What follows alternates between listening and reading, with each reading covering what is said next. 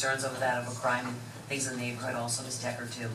I'd like, if you can call me and we'll sit down with PDSO and go over the areas of concern and whatnot and get updates on it together, because it's very important, and I understand your concerns, having been a victim of a major break-in in my home, and I was held at knife point for 35 minutes and fought for my life. I understand what it's like, and to be scared in your own home because of what's going on around you. So I take it very seriously. If anybody, like I said, you just call me up, and I'll make sure that that we arrange a meeting and find out what's going on and see where they are. Because a lot of times, there are many investigations going on in neighborhoods and in streets and in places that you mentioned, but they're ongoing. And it's good to know, okay, where are those projects happening? Are they anywhere near me? And then also to say, hey, it's not enough for what's going on now because we still need more. So it's okay to say that. We have to speak out when we need it, and that's our, that's our obligation and our right to ask for that kind of protection. Anyway, I'll let you guys, as reference to speed bumps too, don't talk to me about speed bumps. I believe you should have them. And I thought we had them in one area and got a speed bump out there, and it turned out to be a big abomination. So no good deed goes unpunished. But I'm trying to find and sit down with Jamie to talk more about slowdowns and speed bumps in certain areas to see how we can get them and make them reasonable and not killing the bottom of people's cars in the meantime because we happen to have them in storage. So just want to let you know that I'm interested in doing that. I'll find out too on the CRA plan what that's all about. City Attorney, did you have an answer, Ms. Taylor? I don't think she's still here or not. I don't like to answer. I know we have some ongoing litigation, so I don't choose to engage. Ms. Taylor has filed dozens of lawsuits against multiple public officials in Palm Beach County, and has cost taxpayers hundreds of thousands of dollars. That's all I can say about her. Okay. Also, not just like work taxpayers. I mean taxpayers throughout the county. She's the property appraiser, the tax collector, the county, the cities.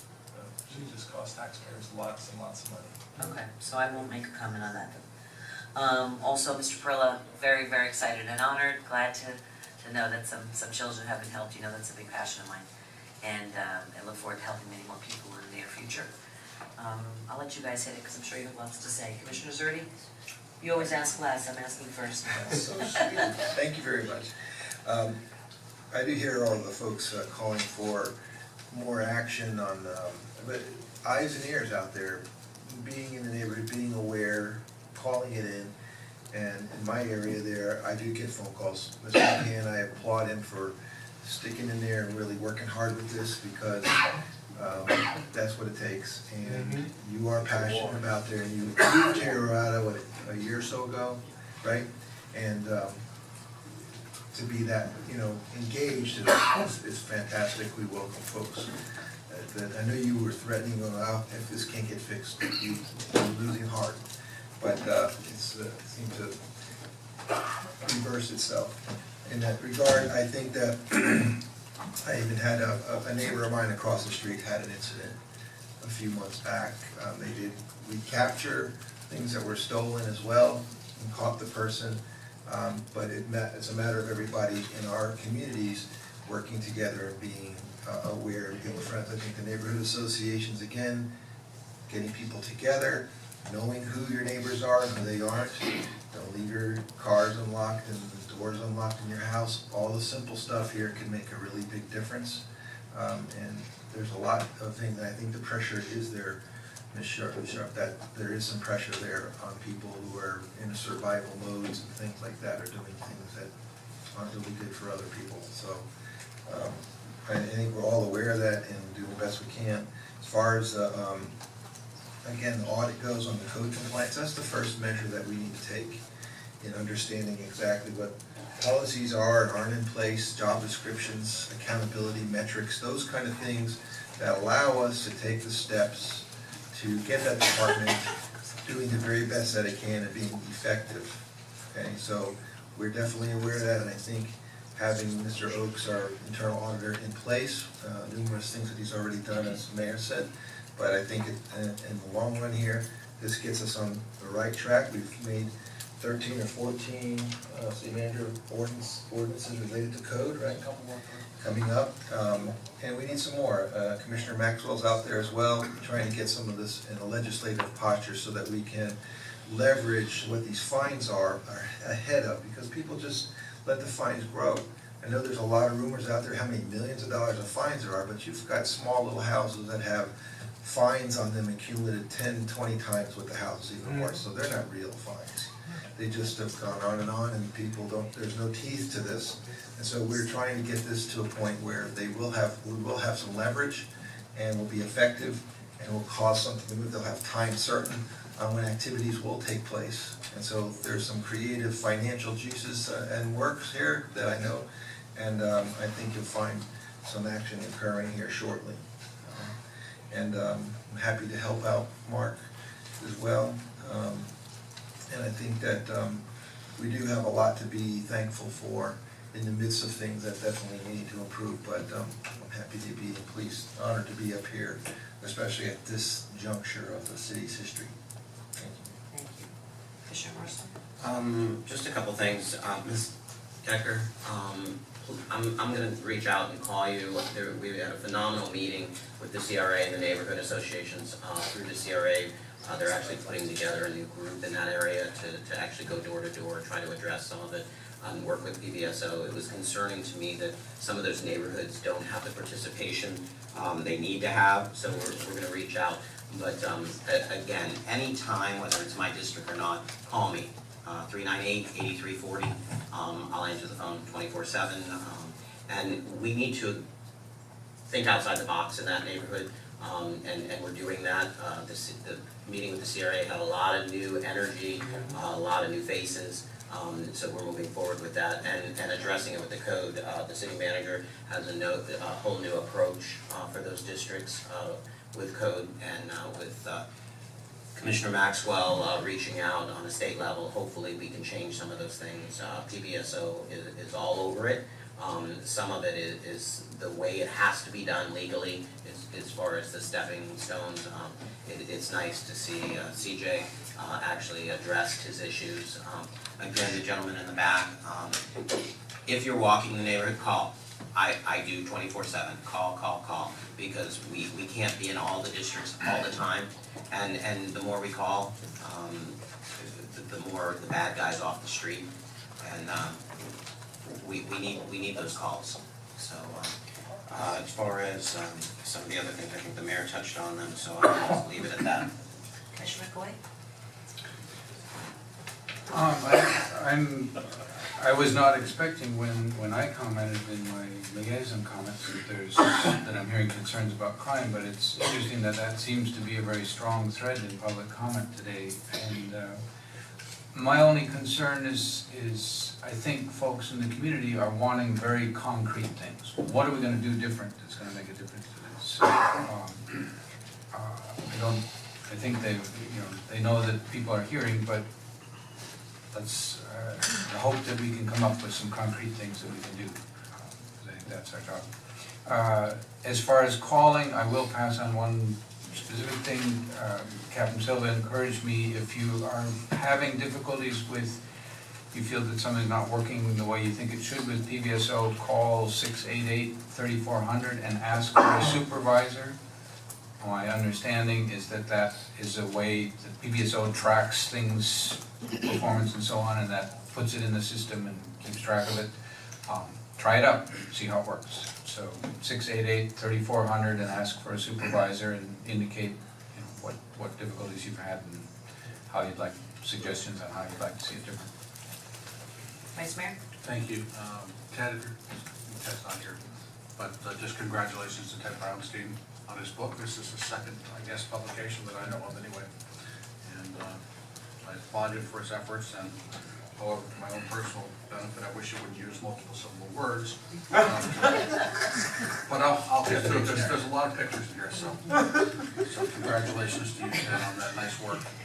You know, the crime thing, it's been coming up a little bit the last 2 or 3 meetings. I would just hope that we seriously consider having some sort of a little workshop or something, because I don't want this to turn into a situation where people are pointing the finger at PBSO and saying they're not doing their job. Okay, I don't want this to turn into one of those, they're not doing the job and that's why all this is going on. Because there's a lot of things going on out there that can't be controlled by law enforcement. It can only be controlled by what we do here in the city in terms of controlling the environment in the city. The reality of it is, and it was mentioned earlier, excuse me, We have a disproportionate amount of poor people. We have very trying economic times, and folks are getting desperate. Let's be honest. There are masses of people that are getting desperate to survive each and every day in our community. When people become desperate, they do things they wouldn't normally do in normal circumstances. So, I just want to make sure we're all on the same page there. So the real key here is, how do we improve our environment in terms of the quality of our neighborhoods? What can we do to maybe do something with our local economy? Maybe we'll provide better job opportunities. These are some of the fundamental things that we really need to focus on. And that's going to help us, it's going to shield or potentially buffer some of these folks from getting in a situation and doing something they wouldn't normally do under different circumstances. So just want to be careful we don't go down that path and blame law enforcement for our troubles. So Commissioner, before you had said that you met with law enforcement, you met with Captain Silva? Did you, and you said just a couple minutes ago that we should come up with solutions or bring things here before us did you come up with any solutions?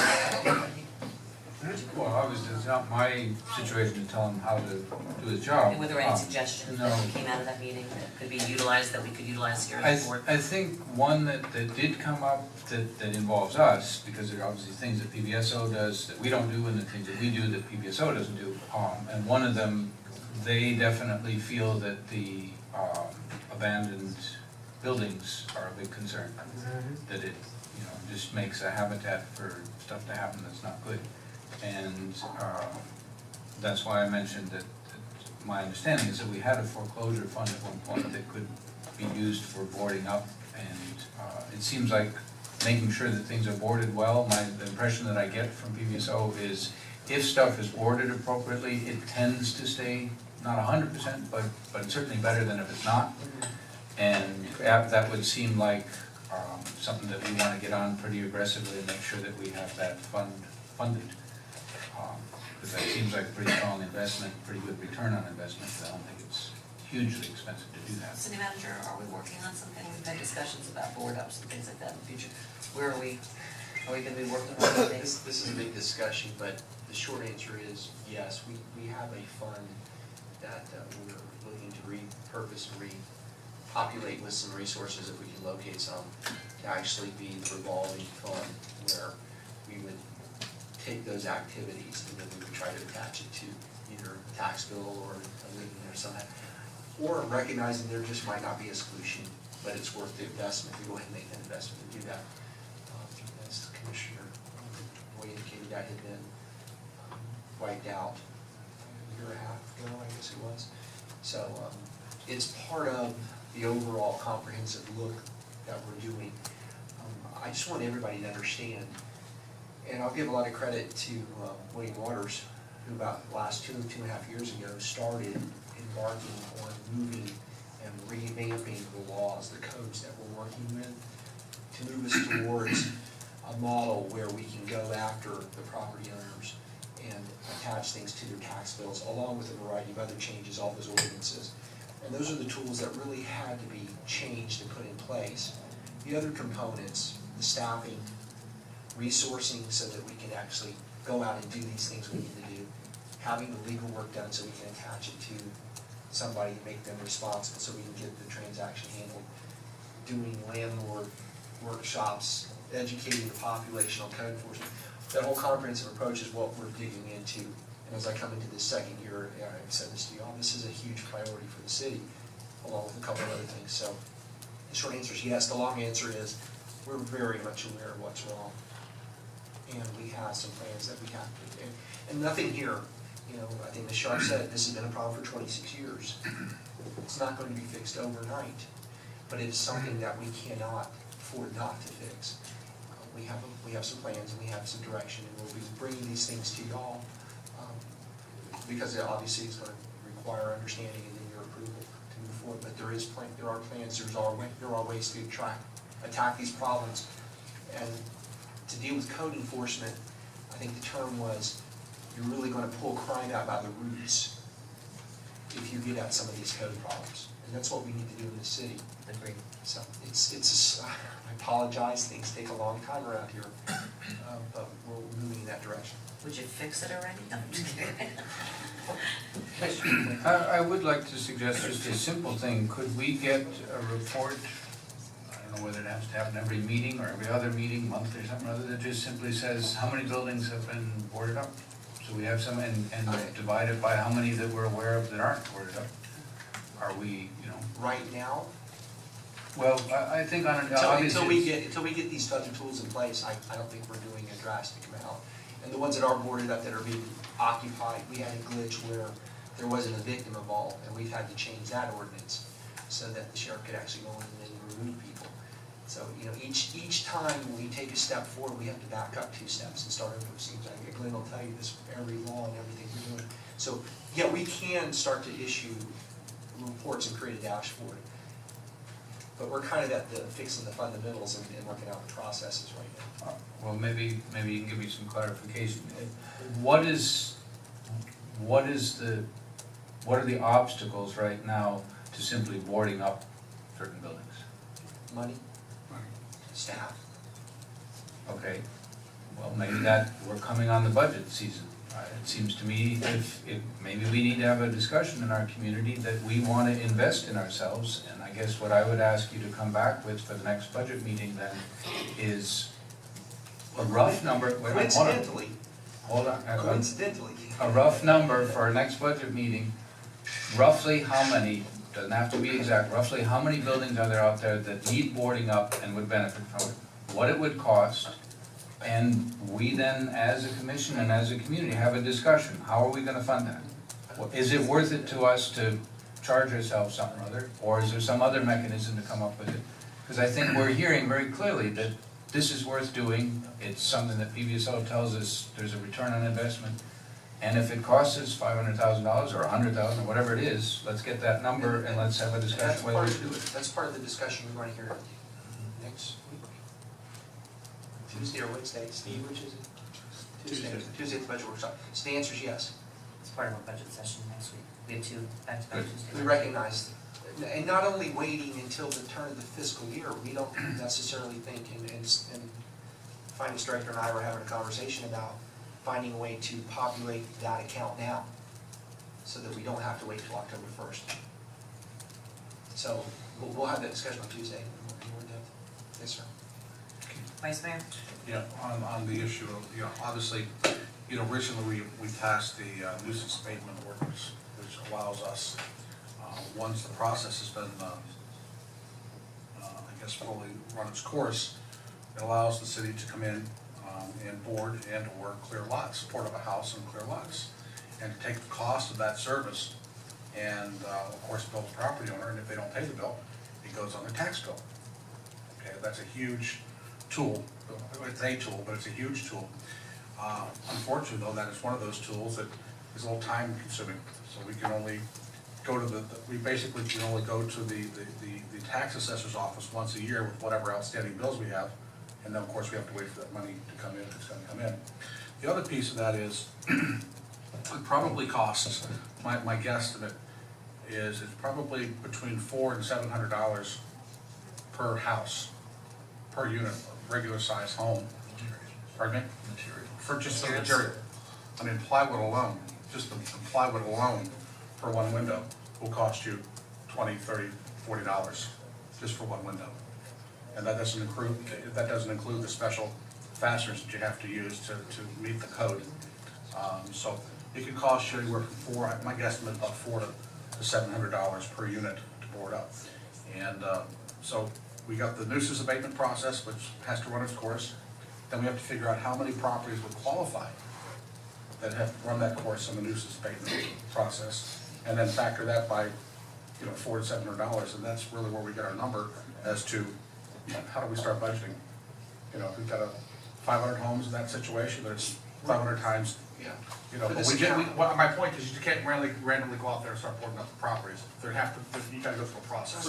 For the starting balance in this account, we were looking to drop no less than a couple $100,000 in there, hoping that in future years, as money would come in, it would start to just be self-perpetuating, but you're gonna lose money out of that account. But it needs to be, let's make the commitment up front. That's kind of where we're coming from. Can we discuss this in more entirety in the budget At the workshop? budget workshop, we're getting off. And I do have a possible funding mechanism to gets there, so I guess we'll talk about that. That would be great. Yeah, let's have a little conversation on it.